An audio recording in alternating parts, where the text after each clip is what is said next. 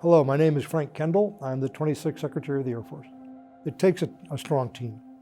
And I've used the one team, one fight mantra throughout my tenure. We need to be focused on the bigger picture and the threats that we all need to be concerned about. We're in a race for technological superiority, and we're not moving as fast as we need to. And I'm going to continue to advocate for this after I leave. I'm going to make the case as strongly as I can that we need to increase investment, particularly in the Air Force and Space Force. And we need to field meaningful capability as quickly as we can. I think we do have a sense of urgency now. We've got to act in a way which is more competitive. And we can't be complacent. So if there were one thing I'd like to leave behind, it would be that.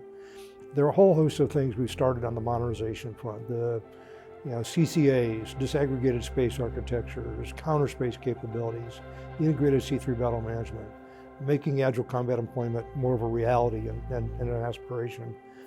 All the things that came out of the Great Power Competition reoptimization effort, getting back to doing exercises at scale, having units that can actually deploy to support an op plan, setting up a structure that allows us to modernize effectively and efficiently. I recently graduated the first class of warrant officers. When I look back at it overall, I don't really have a lot of regrets. I think it's a pretty good suite of things to be able to look back on and say that we moved the ball in the right direction. It's been really impressive what the Space Force has been able to accomplish in just 5 years. And I think Jay Raymond and his team did a fantastic job of setting up the institution, starting to put in place some things that make them have a unique identity. I made some adjustments in the Air Force side of the house. I made fewer adjustments, I think, on the Space Force side. We're going to need to grow the Space Force. It's going to need to be bigger, and it's going to need to have a lot more money to field the side of capabilities that we need to be competitive, particularly with China. And I look back, I think I'm going to miss the people I worked with the most. We had a tremendous group of people. We dealt with some really tough issues, and I think generally with success. No service secretary can be successful without the full support and partnership of the service chief.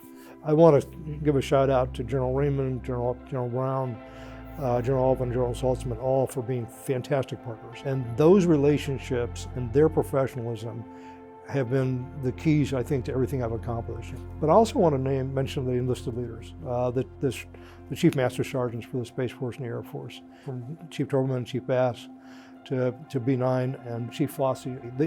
These are fantastic professionals who provide terrific personal leadership of the people who serve here. And I think I've had a chance to learn a lot from them and partner with them as well on a whole host of issues that affect the quality of life and the readiness of all of our people, airmen and guardians both. I gave the last toast to the Doolittle Raiders, and that was really an emotional event for me. The son of Dick Cole, who was Jimmy Doolittle's co-pilot, gave me a replica of the goblets that they used for the toast.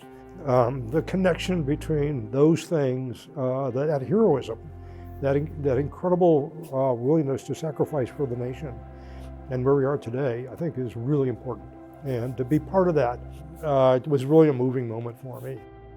My family, both my wife and my son, I have a 10-year-old son, have been fantastic. I mean, I can't say enough about how Beth and James have, they've appreciated some of the opportunities to do things that we've had together. But also, this is a big time demand, and there's a fair amount of travel involved in it. For all of us, support of our families is critical to our success, and I'm no exception to that.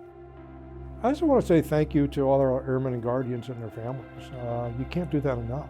There's still a lot of sacrifices people have to make when they serve, and they accept that, and they do it, very professionally and with enthusiasm for the mission. I just want to say thank you one more time. A tremendously professional group of people at every level of the organization, and that includes airmen, guardians, civilians, and the families that support them. So thank you to everybody for your service to the country.